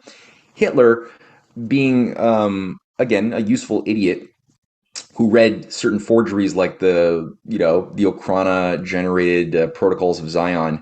Mm. He believed that stuff. He was fervently into the Wagner occult mythos of blood and soil, Nordic gods. Like it was like a religion for this guy. And the fact that he was being fed a god complex, both from his handlers as well as from the people who he was like interfacing with, it really worked him into a frenzy. And so Hitler was more of like a Banderite type of renegade in that sense. He wouldn't just like Stefan Bandera wouldn't obey his handlers. Doesn't matter how powerful his handlers are, they had to put him in jail because he was too much of a renegade, right? Mm. From Ukraine. And kind of like that for Hitler too. At a certain point, he's like, I am I am the I'm in hex charge. master. I am the god. I'm the Britain can rule with me, but they can be my junior partners. I'm not going to be their junior partners. They can control India. They can control a big chunk of Africa. They can have a big chunk of the Americas, but they're going to be I'm going to be leading. They're going to follow. And some of the British nut jobs and oligarchs were happy to adapt to that new reality, and other ones were not. They were not willing to make such. They realized that they created a bit of a Frankenstein monster, and ultimately they had to put him down. Though it almost came at their own destruction. And that's ultimately one of the things that oligarchs tend to always do is they've got these very elegant models, right, of what they believe their clean new world order of Ubermenschen and transhumanism, or at the time it was called eugenics, religious orders were going to do, and it looked all clean on paper. But as soon as you put it into practice, things end up breaking, and they end up doing things that undermine their own existence all the time. So that's sort of what happened then. They had to oust their pro-Nazi king. They had to oust Neville Chamberlain, the pro-Nazi prime minister. They had to do a massive shakeup. And Churchill, who was a little bit lesser known as a Nazi, was brought in to sort of be a troubleshooter. But even he couldn't do anything. He still had to beg Roosevelt to come and back him up. And Roosevelt kind of had the foresight to know that at some point this fascist machine was going to take over the world and was going to come to America's backyard. So the fight was going to happen at some point, which is why he brought in things like the Lend-Lease that started supplying China and Russia with a lot of the supplies that they needed to carry out their fight. Which had Roosevelt not done that, this is before even Pearl Harbor, there's no evidence to show that Russia or China would have been successful in fighting off the Japanese fascists or the Nazis in their own time. I'm talking Operation Barbarossa and other things. Mhm. So anyway, yeah, it's a big part of the story that's often left out of the picture. Okay, well, um, okay, I'm moving on to the fall of the Soviet Union. It was a historical event, obviously. It, from my understanding, it became so rigid that when Khrushchev tried to do some reforms, and also with Gorbachev, it completely, basically collapsed. Although Gorbachev is seen as a hero in the West, who ended Soviet communism, internally Russians never really liked him as much. I mean, I think he even ran in the '96 election in the primaries, in the early day primaries in '96 in the first elections, and he was completely like zero support for him within Russia. And with Yeltsin, a lot of people don't realize that the Americans basically ran his re-election campaign. I mean, the people were so disgusted with what they got. They had this dream of finally getting rid of the Soviet Union and becoming more like an America. After the shock doctrine, they were actually willing to re-elect communism again. I mean, it would have been such a black eye for the West to have that happen. They basically had to step in and run Yeltsin's re-election campaign and saved him. What what can you tell about what brought down the Soviet Union and Gorbachev's role in history and Yeltsin, and how did all that pave the way to Putin? Oh, yeah. Um, I know it's a broad, from it's a Yeah, broad well, that's fine. question. I like broad questions. In broad brushstroke answers, I guess one of the key things that resulted in the eventual collapse of the Soviet Union was the reliance upon a system of controls in the Soviet system, especially since the early '60s, and that involved the idea that cybernetics or information theory could manage a system. That itself is a very inflexible system, which presumes that all that exists in the current state of whatever you call the present, as far as resources, technologies, is really all that you can access and work with. And so it doesn't account for things that are non-measurable on a computer model. cybernetics is entirely a language that relies upon modeling nonlinear organic and human systems, utilizing as your archetype or as your model a binary closed linear system. So how do you measure the nonlinear with the linear? Well, that's stupid, but they do it. And so the idea is you presume that the whole system is like a robot, a machine, with limited inputs, outputs, feedback loops occur, with a centralized planning executive that can sort of manage as much as possible a compartmentalized machine of different departments, and unfortunately with this rigidity, it doesn't, it created a problem of imbalance. And due to the obligation to keep up a certain pace during the military aspect of the Cold War, there was a form of creative flexibility and creative growth permitted in the military and science sector, but it didn't seem to have very many points of connection to the civilian productive economy. And so by the 1980s, many of the tools, the machinery being used by Russian farmers, and well, just farmers of the whole Soviet bloc were machines that were made in the 1940s and 50s. They were still using for their mass production process obsolete technologies that, if they had made the connection to the breakthroughs occurring in the military, just as was more the case with the type of practices prevalent in the West, it was getting bad, but it wasn't as bad. They could have had much more advanced means of producing infrastructure, producing vital textiles, machine tools, other things that would have benefited the civilian side of the real economy. So again, that imbalance was a big problem as far as I know. I think even Henry Kissinger identified that, but I think the first person who I know really diagnosed that in the 1980s was the figure of Lyndon LaRouche. He had written extensively on his diagnostic of why the Russian economy was going to collapse. He published in 1983 a forecast of a collapse within 5 years of the Russian economy. If certain changes systemically were not made, they were not made. It did collapse. He unfortunately, the George Bush senior faction ended up gaining hegemony in the U.S. domestic politics, and LaRouche and many of his leading associates were immediately put into prison as American political prisoners, as I think most people probably know in some degree. So afterwards, Russia there was a character who I think is a bit of a slime ball. I know he's romanticized, like you said, Gorbachev, who was brought in as a reformer. Gorbachev was more than happy to bring in many CIA, National Endowment for Democracy, open society operations funded by people or creeps, I should say, like George Soros, that were managed by people like Gene Sharp. They had already done the Hungarian 1986 regime change, color revolution under George Soros' patronage. A whole new generation of young Soros-minded, free market reformers were brought into Hungary. They had engaged in the same thing in the Philippines in 80 was it 87? Overthrowing Marcos and bringing in Coriano Aquino, who was more than happy to bring in maximum free market and privatized systems into the Philippines, undermining a lot of the state enterprises, and it had sort of the same effect across the board. They tried it in China, but it didn't work there. The Chinese were at least quick enough to smell what this thing was, and they purged the Soros operatives in '89, or is a lot of them at least.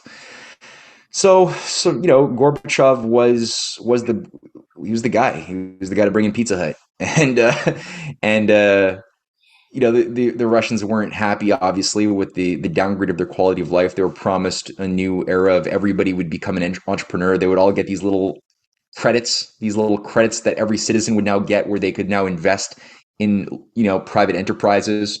The reality was people didn't want to do that because they were starving, and so they were then induced to sell. Like 95% of the civilians who were given your quotas of these little little credits, right? They were basically induced to sell them to Russian insiders who were beholden to the city of London and to Wall Street, who were willing to buy for pennies on the dollar. They gave them yeah, you want $20? I'll give you 20 actual rubles, just give me that little voucher you have. Now the voucher might have been worth, $1,000 of things you could invest in, but people needed they needed $20. They need to buy food today. So that's what they did. And that's where these these new generation oligarchs of the 90s all got their wealth by just buying for pennies on the dollar former state enterprises. They were again all under the control, and I'm talking about Berezovsky, and Chubai was a key figure who even brought in a lot of the Davos operations. Yegor Gaidar was another figure who was a big privatizer who interfaced with people like Strobe Talbot, with people like, again, a Rhodes Scholar who came in with Bill Clinton. They were roommates. He oversaw the reforms of Russia along with people like Larry Summers. Um, and so, Gorbachev was hated, rightfully so. He didn't have the clout to keep his political posture going. He ended up getting out of, after he couldn't really hold on to his political positions, he ended up working with Maurice Strong. He co-founded things like the Earth Charter in the outgrowth of Rio, the Rio Summit of 92. So, you have Mikhail Gorbachev writing the Earth Charter with Maurice Strong. That's messed up. And Yeltsin's brought in as a tool who is, happy to go along, kind of like what Trotsky was, with anything that he's told by his handlers to do. And I don't think he likes it. His conscience is probably scratching at him. So he's a massive alcoholic and a hedonist. And you have some nationalists in the wings who actually, kind of like Stalin in the 20s, are represented by figures like Primakov, Yevgeny Primakov, who is a very high-level member of the intelligentsia, a very important player, a lover of the Russian classics and Russian culture, and he was a very wise, subtle operator who was able to recognize the talent that was Vladimir Putin, who was just, a lower-level KGB officer or former KGB officer who was a member of Yeltsin's entourage and, in charge of a big chunk of his security. And he was essentially elevated with the help of Primakov into a position of being a real troubleshooter. And Primakov was somebody who had been working to create things like what became the Shanghai Cooperation Organization. That was Primakov who initiated that along with the G20 back in the late 90s. Before it was called the G20, it had a different name. And he was trying, to do what he could to save Russia, or at least bring Russia into a position where it could heal itself, which is what Putin had been assigned to then do, and did, I think, fairly well so far. He's been actually a bit of a miracle. He's been able to dance the way he's danced and to keep the trust of very bad people until he's ready to pull the carpet out from under their feet, which he did on several occasions, putting many oligarchs who trusted him and at different times supported him into prison or forcing them into exile in Britain or in the United States and Florida, which is where a lot of the Russian oligarchs in exile have been forced to seek sanctuary. Some of them are still there, obviously, though, in Russia. And that's part of Putin's current fight that he has to fight. Why if Gorbachev was such a willing puppet, so to speak, why would he replace with Yeltsin? Why not just keep him? I think you also kind of need to have, in a certain degree, I don't know a lot of detail. I'll just say as a disclaimer, Yeah. I'm not an expert on this. I did help produce a documentary that's going to come out this week called The Other America, going through a little bit of the story. Ed Luzansky, a fellow I work with, who runs the American University in Moscow, was on the ground. He's a bit more pro Gorbachev. We have disagreements on that. But he might have some interesting stories to tell, and you might want to reach out to him at some point to ask him for an interview. I would say there's only so much you could do, and there was a resistance. There were nationalists in Russia that didn't want to commit seppuku, as was being expected of them. I think also maybe Gorbachev was given certain promises. I'll give him this. He does seem to be somebody, and I think Ed Luzansky has persuaded me that I'm a little bit too closed-minded maybe about Gorbachev. He did seem to be given certain promises by his American counterparts in the late 80s that if he did willfully dismantle the Soviet Union peacefully, that certain promises were made to extend billions and billions of dollars of investment to help Russia upgrade and modernize their economy.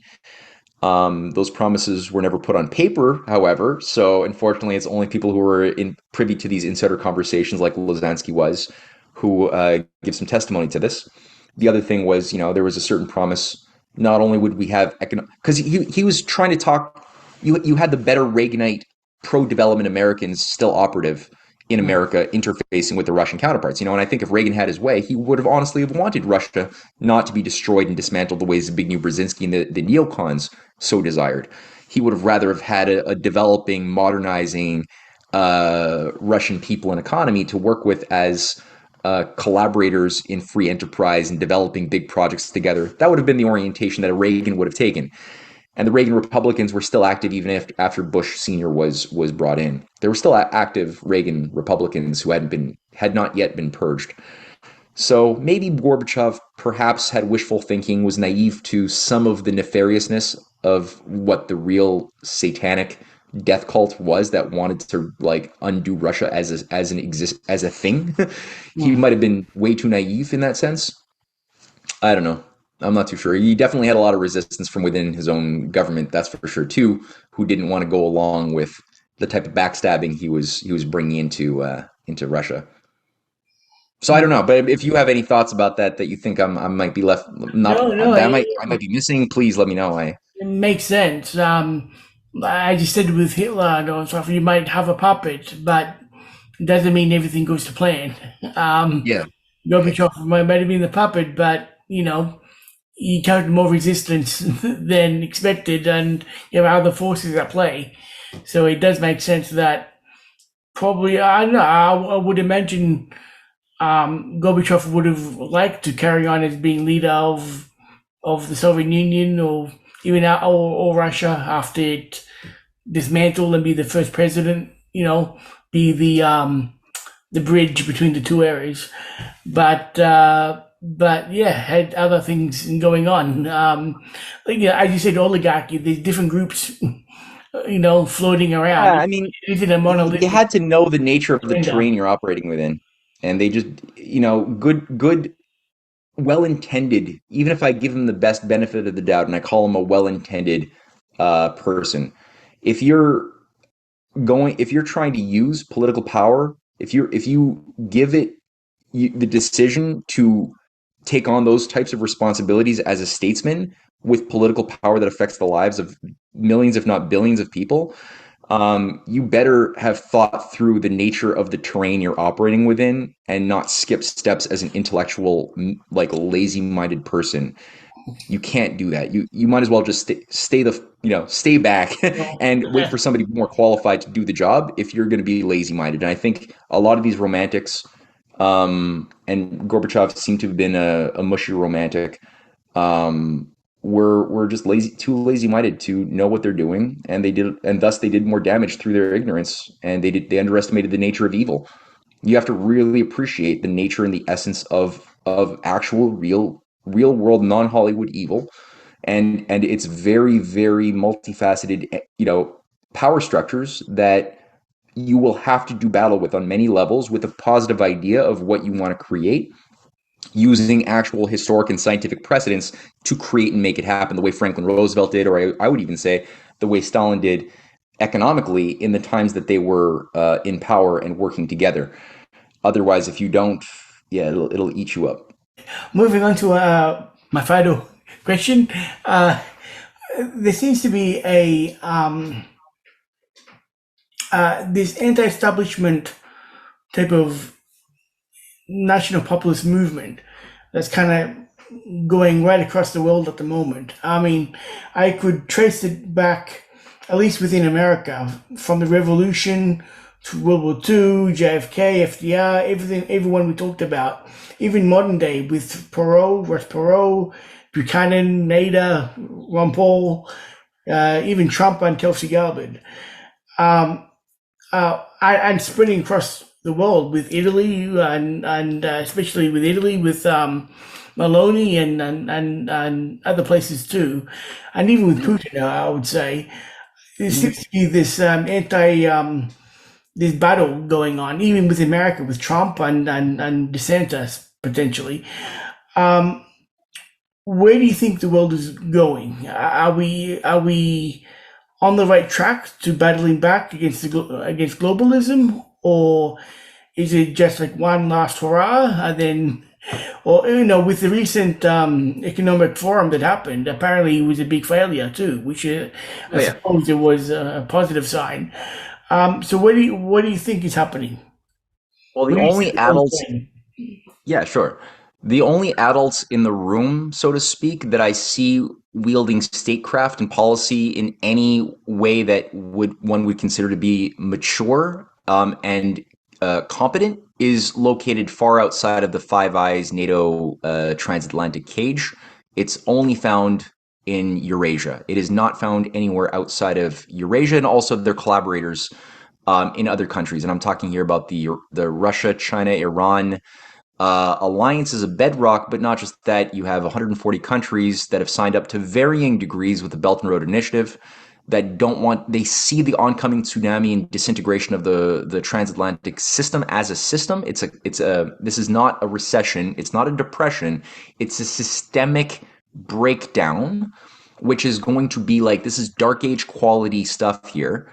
Apocalyptic shit is what we're talking in terms of the breakdown, consciously even, of supply chains, food production, energy resources. It is coming on fast, and they're seeing it. It's not a surprise, but they're, unlike us, not only bracing for impact, but they're also creating a viable alternative structure that is more befitting to human civilization, which floats in the water. Ours is a ship that's designed to sink. So that's where I see the most potent of the fighting. Um, Also, it is involving increasingly many South American, Latin American countries, CELAC countries, a lot of African countries are on board with this program. And of course, those who are nominalists who simply look at common words like sustainability or New World Economic Order, they see that Klaus Schwab uses such words, or Fourth Industrial Revolution, and then they see that, oh, Russians and Chinese or Iranians also use a lot of these same words, and so it's the same thing, and so everybody's in on it, and so boo hoo hoo. No, if you actually look at beyond nominalism, but you look at the actual design, intention, purpose, and the actions and the physical reality, they are diametrically in opposition. They're using the same words with very different meanings. So there's a battle over meaning, battle over how you read the UN Charter.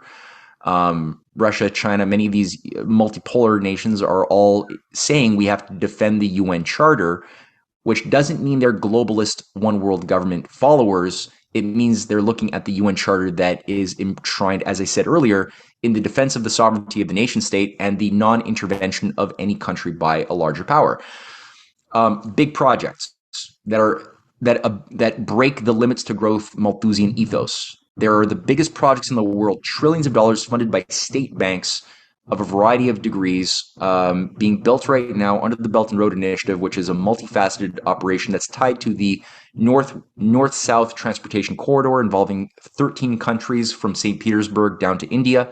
Maritime components, space-based components. There's so many aspects that involve breaking free of the limits to growth, whereas in the West, you're right, the only thing viable amongst those nations in the West are found in the populist candidacies of people as problematic as Aspen connected Maloney is, as problematic as DeSantis is, and he is, as problematic as Trump is. These are the only viable places where there is um, anything approximating a worthy fight capable of defending civilization is located within these populist movements. Populist is become a bad word, but all it means is when the leadership of a nation and the population at large both have common interests that are not in disaccord. When what your leaders want and what your people want are relatively in harmony, you have what's called a populist. That's why the technocrats who want things that they know are going to kill the people they want to lead, they think of themselves as the enlightened elite who are not populist because they can make the tough decisions, right? Of forcing people to eat bugs and get your euthanasia pill. So, We at saw the that end of with the day, COVID. Yeah. yeah, same thing. So at this point, the United States, the biggest threat is that I see culturally is that the better conservatives who understand increasingly that there is this conspiracy to kill them have, like McCarthy and a lot of the Cold Warriors of the 1950s, misdiagnosed the nature and causal nexus of the conspiracy to place it entirely on evil, China commies or Russian commies, whatever, who want to destroy our free and democratic values, completely blind to the actual evils done in America's name and Britain's name over the past 80 years. So you got that problem, and you also then have the problem of demoralization and decentralization. So this idea, because centralization can do evil and central government power can do evil, a lot of the reactionary conservatives have come to the conclusion that all we can thus have to carry out a freedom resistance is to decentralize ourselves and have no leadership. I'm sorry. That's exactly what the oligarchy wants. That's what they talk about at Davos, is having a decentralized global system, which with everybody in their little local micro communities, living in little mini 15-minute cities and all being nice, happy little hobbits, with no leadership, no national power that could properly be used in a battle as a weapon to fight the actual centralized oligarchy. And you need to, if your enemy has a big weapon and that weapon involves central powers, if you yourself don't have some form of symmetrical weapon that involves utilizing something that can wield central power in opposition to said enemy, you'll be divided and be conquered. Just like all these little mini local anarchistic communities are now finding themselves breaking into. So I'd say that that's the biggest Achilles heel that we're falling into right now as far as the resistance is concerned. Too many people have been induced to believe the hype that Trump is not viable, that we should just give up on having any type of leader like Trump. I don't think personally DeSantis is qualified to lead a nation. I think he's done well with Florida. I've seen no evidence that he has the competency or the connections or the savvy to operate not only a national domestic policy with hostile forces, but also an international foreign policy with the sorts of business contacts and other instincts that Trump has exhibited as having been displayed, especially before COVID. So anyway, that's my analysis there. The adults in the room, Eurasia, multipolar alliance. We've got a lot of kids in adult bodies freaking out, emotionally, not dealing with the reality that they have to look within themselves and transform themselves a lot more, because a lot of people are like just having a reaction to the fact that they wasted their decades. They're maybe 40, 50, 60, 70 years old. They're now waking up to the fact that what they thought was true for their whole adult lives has turned out to be a giant illusion.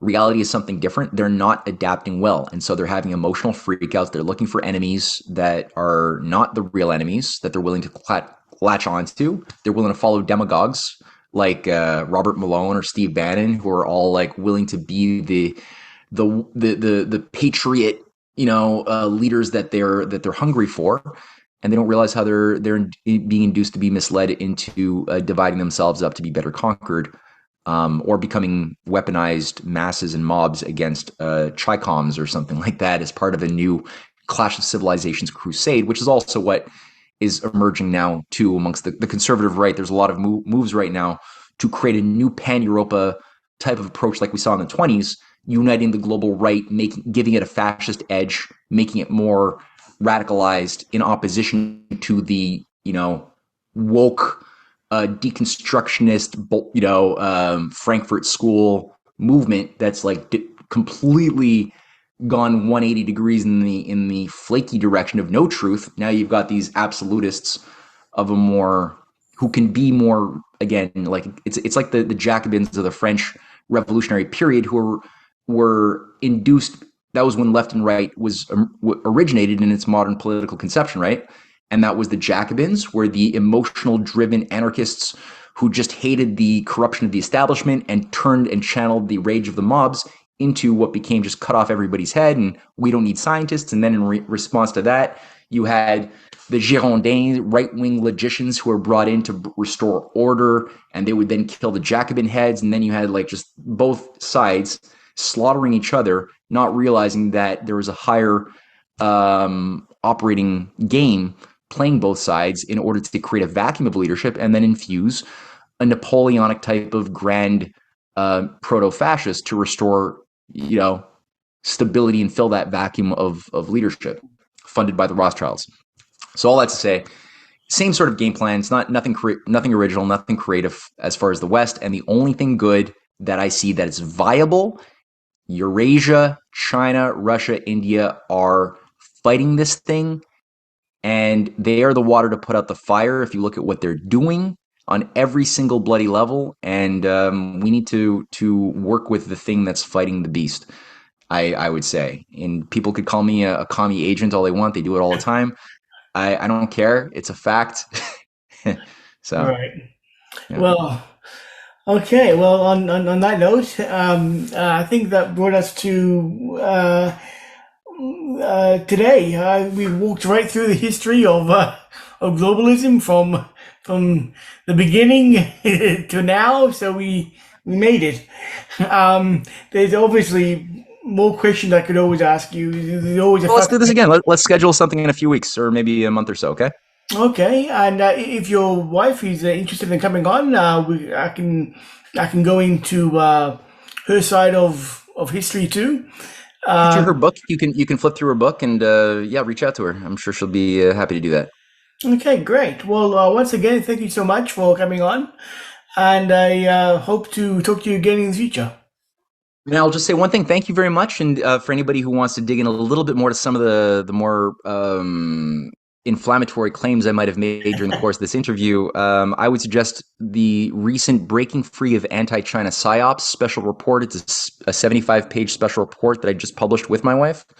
Available on Amazon or CanadianPatriot.org. The other thing is The Clash of the Two Americas, Volume 4 on the Anglo-Venetian Roots of the Deep State. We just published that this week, so that's now available. And finally, what Cynthia did with her The Empire in Which the Black Sun Never Set. That's also, you'll find all of these books on CanadianPatriot.org. You can check that stuff out or send me an email if you don't have the funds. I know times are tough economically. If people don't have the resources, send me an email at CanadianPatriot1776 at tutanota.com, and I can send you a PDF of those books to download. Okay, great. Okay, All well, right. thank you very much. My pleasure. Take care.